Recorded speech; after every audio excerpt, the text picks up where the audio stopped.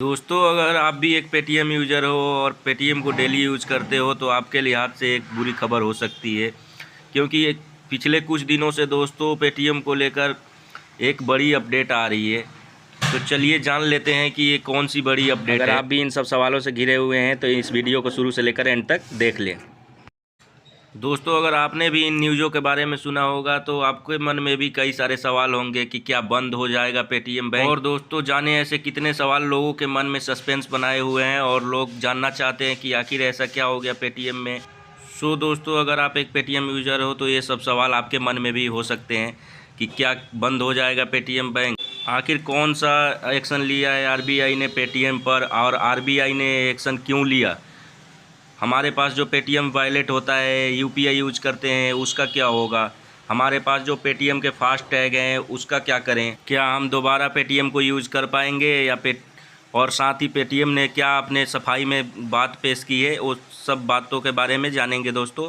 तो हेलो दोस्तों, मेरा नाम है शिवम गोस्वामी और आप देख रहे हैं इजी टॉक्स न्यूज़। तो चलिए जान लेते हैं इस बेहतरीन न्यूज़ के बारे में। सो देख सकते हैं दोस्तों, ये जो न्यूज़ है पेटीएम पेमेंट्स बैंक के बारे में है। पेटीएम पर आरबीआई के फैसले का क्या मतलब है, अब क्या बदल जाएगा, जानिए सभी सवालों के जवाब। यहाँ पे नीचे की तरफ देख सकते हैं दोस्तों कि पेटीएम पेमेंट बैंक पर आरबीआई ने नियमों का उल्लंघन करने के चलते पाबंदी लगाई है। इसका असर पेटीएम के शेयर पर देखने को मिला है और आज भी पेटीएम के शेयर तकरीबन 20% के गिरावट देखी जा रही है। पेटीएम के शेयर में लगातार लोअर सर्किट लग रहे हैं। तो दोस्तों, यहाँ पे देख सकते हैं कि जो है पेटीएम आरबीआई का जो हमारे सारे बैंक्स जो इंडिया में यूज़ किए जाते हैं वो आरबीआई के जो है अंतर्गत काम करते हैं। आरबीआई के नियमों का पालन करना पड़ता है। आरबीआई पेटीएम को बहुत पहले से ही लगातार नोटिस दे रही थी। कुछ इनके जो कार्यप्रणाली में दिक्कतें थी उनको दूर करने के लिए, जिस पे पेटीएम ने अपने तरफ से कोई अमल नहीं किया। इसके लिए आरबीआई ने एक कड़ा फैसला लिया है और इन पे कार्रवाई किया है। साथ ही दोस्तों, आरबीआई के इस एक्शन का असर सीधे सीधे पेटीएम के शेयर्स पे दिखा है। शेयर मार्केट में पेटीएम का शेयर जो है अभी आज के दिन में 20% की तकरीबन लोअर सर्किट के साथ गिरावट लगातार 3 दिनों से दिखा रहा है। यहाँ पे देख सकते हैं दोस्तों, पेटीएम पेमेंट बैंक पर भारतीय रिजर्व बैंक आरबीआई ने पाबंदी का ऐलान किया है। आरबीआई के मुताबिक पेटीएम ने नियमों का उल्लंघन किया है, इसीलिए कदम उठाना पड़ा है। पेटीएम की कई सेवाएं 29 फरवरी से बंद हो जाएंगी। साथ ही नीचे देखिए दोस्तों, आरबीआई के इस एक्शन का असर पेटीएम के शेयर पर भी देखने को मिला है। पेटीएम के शेयर लगातार गुरुवार के बाद आज यानी शुक्रवार को लगातार लोअर सर्किट लगा हुआ है। शेयर में आज भी 20% की गिरावट आई है। पेटीएम के शेयर आज लुढ़क कर 487.20 रुपये के स्तर पर पहुंच गए हैं। यह पिछले 6 सप्ताह में सबसे कम कीमत है। पेटीएम के पास डिजिटल पेमेंट बाजार का करीब 17% हिस्सा है। ऐसे में आरबीआई की पाबंदी का असर बड़े तबके पर पड़ा है। इससे करोड़ों लोग प्रभावित हुए हैं। पेटीएम पेमेंट बैंक पर आरबीआई के इस एक्शन के बाद बहुत से यूजर कंफ्यूज हैं। आइए आपको बताते हैं कि आरबीआई ने पेटीएम पेमेंट बैंक पर बड़ा एक्शन क्यों लिया है, वही इसका क्या असर देखने को मिलेगा, जानिए पूरा मामला क्या है। आइए अब जान लेते हैं कि आरबीआई ने क्यों एक्शन लिया है। तो देखिए दोस्तों, यहाँ पे आरबीआई के मुताबिक पेटीएम की ऑडिट रिपोर्ट के और बाहरी ऑडिटरों के रिपोर्ट में पाया गया है कि पेटीएम ने नियमों का लगातार उल्लंघन किया है। इसके बाद पेटीएम बैंक पर एक्शन लिया गया है। इसमें बैंकिंग रेगुलर एक्ट के 35A के नियम के तहत 29 फरवरी के बाद पेटीएम पेमेंट्स बैंक ग्राहक में कोई भी क्रेडिट, डिपॉजिट, ट्रांजैक्शन, फास्टैग और ट्रांजैक्शन का इस्तेमाल नहीं कर पाएंगे।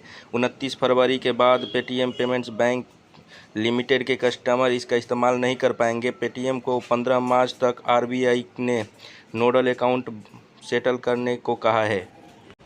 मतलब कि दोस्तों, अगर आपके पास भी पेटीएम पेमेंट्स बैंक है और आपके उसमें पैसे पड़े हुए हैं तो आप 29 फरवरी से पहले उसको सेटलमेंट कर लें, क्योंकि 29 फरवरी के बाद ना ही पेटीएम पेमेंट्स बैंक को यूज कर पाएंगे, ना क्रेडिट कर पाएंगे, ना डिपॉजिट कर पाएंगे, ना कोई भी ट्रांजैक्शन कर पाएंगे। फास्ट टैग यहाँ तक कि पेटीएम का है आपका, वो भी काम नहीं कर पाएगा। साथ ही में देख सकते हैं यहाँ पे दोस्तों, अगर आप यूपीआई पेटीएम का यूज करते हैं और या उसका वॉलेट यूज करते हैं तो आप देख सकते हैं कि पेटीएम की सभी सर्विस 29 फरवरी के बाद सामान्य रूप से काम करती रहेगी। हालांकि पेटीएम वॉलेट और यूपीआई का इस्तेमाल करने वालों के लिए कुछ बदलाव हो जाएंगे। वॉलेट में कोई भी राशि डिपॉजिट नहीं की जा सकती है। अगर वॉलेट में पहले से बैलेंस है तो उसे दूसरी जगह पर ट्रांसफ़र किया जा सकता है। अगर आप पेटीएम बैंक से लिंक वॉलेट का यूज कर रहे हैं तो ऐसा नहीं कर पाएंगे। 29 फरवरी के बाद ना तो वॉलेट और ना ही बैंक अकाउंट में कोई क्रेडिट या डिपॉजिट किया जा सकता है। 29 फरवरी के बाद ना तो वॉलेट ना ही बैंक में अकाउंट में कोई क्रेडिट या डिपॉजिट किया जा सकता है। अगर आपने पेटीएम अकाउंट को state bank of India, Punjab national bank, HDFC या अन्य किसी मान्यता प्राप्त बैंक से जोड़ रखा है तो ये काम करता रहेगा। आप यूपीआई पेमेंट का इस्तेमाल कर पाएंगे। आप सिर्फ पेटीएम बैंक से लिंक वॉलेट का यूज नहीं कर पाएंगे। सो दोस्तों, मतलब कि आपका जो बैंक है जो आपने पेटीएम में जोड़ रखा है उससे आप पेमेंट्स करते रहेंगे लगातार, उसमें कोई दिक्कत नहीं आएगी। बस दिक्कत आपके पेटीएम पेमेंट बैंक के साथ जो वॉलेट लिंक है उसमें आप क्रेडिट या डिपॉजिट नहीं कर पाएंगे। और साथ ही जो है पेटीएम पेमेंट्स बैंक से जो जुड़े हुए फास्टैग वगैरह है उसमें दिक्कत आने वाली है दोस्तों। आइए अब जान लेते हैं कि अगर आपके पास पेटीएम पेमेंट बैंक का फास्टैग है तो उसका क्या करें। सो दोस्तों, आरबीआई के नए फैसले के बाद ग्राहक 1 मार्च से ग्राहक पेटीएम पर फास्टैग सर्विस से बचे हुए अपने बैलेंस का इस्तेमाल कर सकेंगे, लेकिन फास्टैग अकाउंट में और पैसे नहीं डाल पाएंगे। वही ऐसे दुकानदार जो पेटीएम पेमेंट्स बैंक अकाउंट में पैसे रिसीव करते हैं वो पेमेंट हासिल नहीं कर पाएंगे। इसका मतलब ये है दोस्तों कि आप 29 फरवरी के बाद यानी 1 मार्च से इसके फास्टैग में पेमेंट और ऐड नहीं करवा सकते हैं। और साथ ही अगर जो दुकानदार शॉपकीपर अपने दुकान पे पेमेंट रिसीव करते हैं पेटीएम पेमेंट बैंक में, वो 1 मार्च से रिसीव नहीं कर पाएंगे। साथ ही में दोस्तों, पेटीएम ने अपने तरफ से सफाई पेश करते हुए बोला है कि पेटीएम की पेरेंट कंपनी 197 कम्युनिकेशन यानी ओसीएल के मुताबिक पेटीएम पेमेंट्स बैंक आरबीआई के निर्देशों का अनुपालन के लिए काम कर रही है और अब ये काम तेज़ी से किए जाएंगे। ओसीएल आने वाले समय में पेटीएम पेमेंट्स बैंक नहीं बल्कि दूसरे बैंकों के साथ टाई अप करके काम करेगा। कंपनी थर्ड पार्टी बैंकों के साथ अपने मौजूदा संबंधों को विस्तार करेगी। कस्टमर अपनी मौजूदा राशि का इस्तेमाल करना जारी रख सकते हैं। ओसीएल की ऑफलाइन मर्चेंट भुगतान नेटवर्क पेशकश और Paytm QR, Paytm sound box, Paytm card machine पहले की तरह जारी रखेंगे। इसका मतलब ये है दोस्तों कि जो पेटीएम पेमेंट बैंक है इसकी कंपनी जो मेन कंपनी ब्रांच है एक कंपनी 197 कम्युनिकेशन के अंतर्गत काम करती है, जिसको शॉर्ट में ओसीएल कहा जाता है। उसके द्वारा एक नोटिस जारी किया गया है जिसमें बताया जा रहा है कि आप Paytm QR, Paytm sound box और पेटीएम कार्ड मशीन का इस्तेमाल पहले की तरह जारी रख सकते हैं। हम लोग दूसरे मान्यता प्राप्त बैंकों के साथ टाई अप करके इस सुविधा का लाभ आगे भी देते रहेंगे।